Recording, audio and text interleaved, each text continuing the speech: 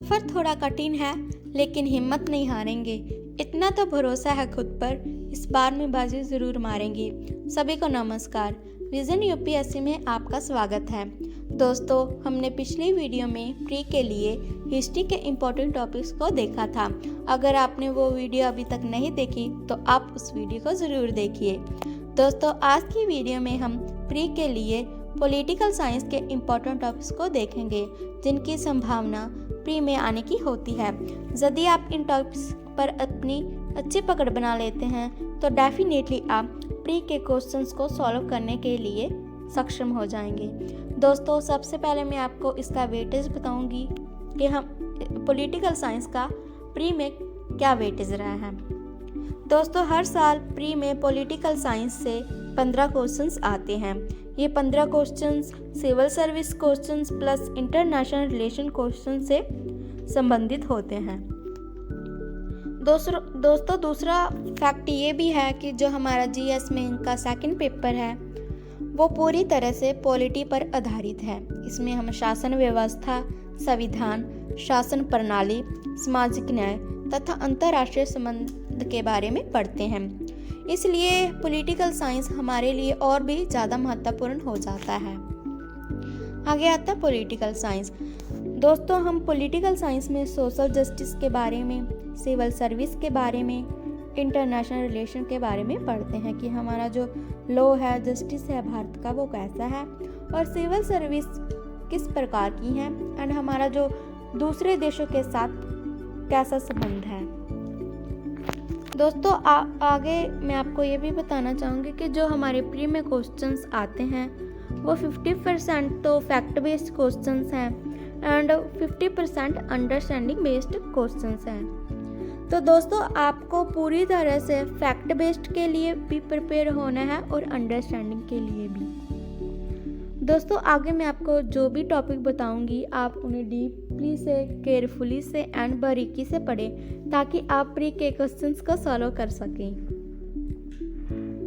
पहले आता है स्ट्रक्चर कि हमारे जो इंडिया का स्ट्रक्चर है वो कैसा है।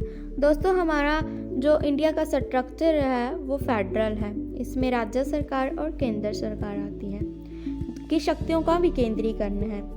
दोस्तों, केंद्र सरकार में जो महत्वपूर्ण पहलू है वो संसद है। संसद के अंतर्गत आता है राज्यसभा है, राष्ट्रपति है और लोकसभा है। दोस्तों, राज्य सरकार हमारे लिए यहाँ इतनी इम्पोर्टेंट नहीं है। इसका कारण ये है कि हमारा जो यूपीएससी है वो केंद्र सरकार के रिगार्डिंग ही क्वेश्चंस पूछता है।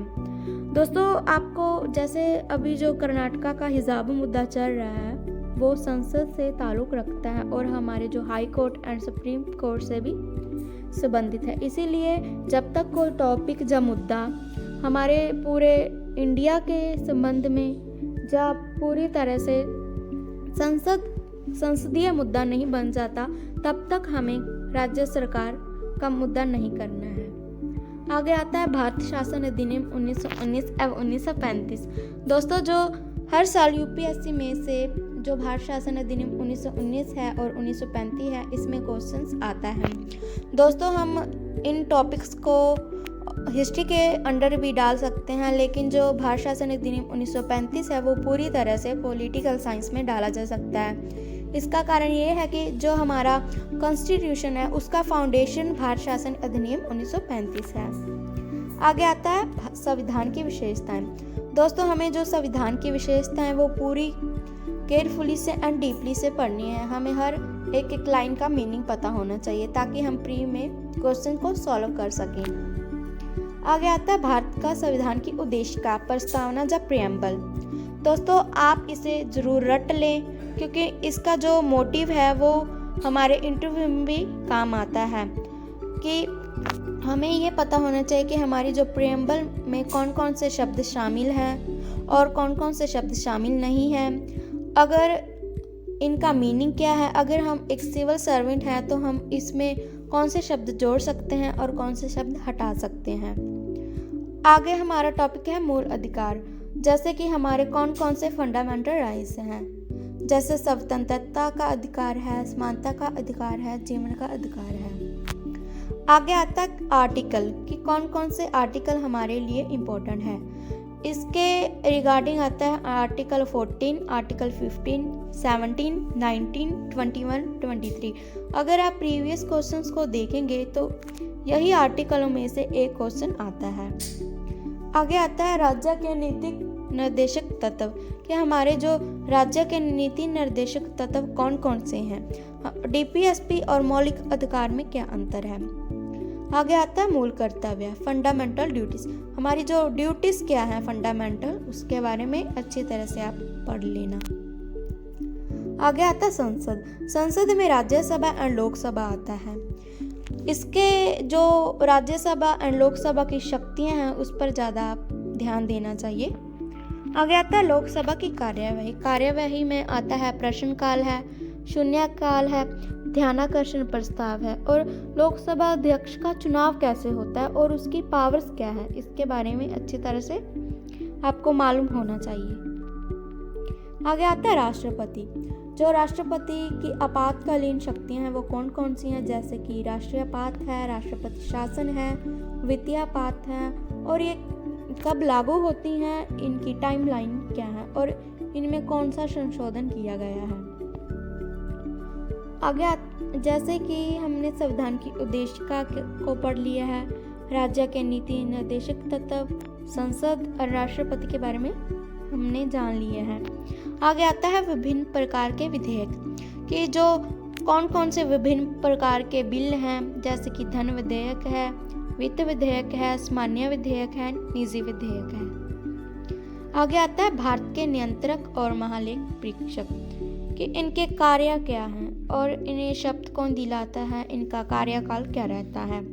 आगे आता है निर्वाचन आयोग। इसमें भी हमें ज़्यादा कार्य पर फोकस करना चाहिए और सूचना आयोग जैसे हैं इसके कार्यों के बारे में। दोस्तों यहाँ मैं आपको एक और चीज़ ऐड करने को कहूँगी कि जो हमारे पॉलिटिकल साइंस में जो भी प्रसिद्ध हैं, जो भी आयोग हैं, उनको जानकारी अच्छी से होनी चाहिए। आगे आता है उच्चतम न्यायालय एवं उच्च न्यायालय। Supreme court and high court की शक्तियों के बारे में हमें पता होना चाहिए। आगे आता है स्थानीय स्वशासन कि हमारा जो भारत में लोकल सेल्फ गवर्नमेंट कैसे, जैसे इसमें पंचायती राज है, अर्बन गवर्नमेंट किस प्रकार कार्य करती है। आगे आता है सुशासन एंड नौकरशाही।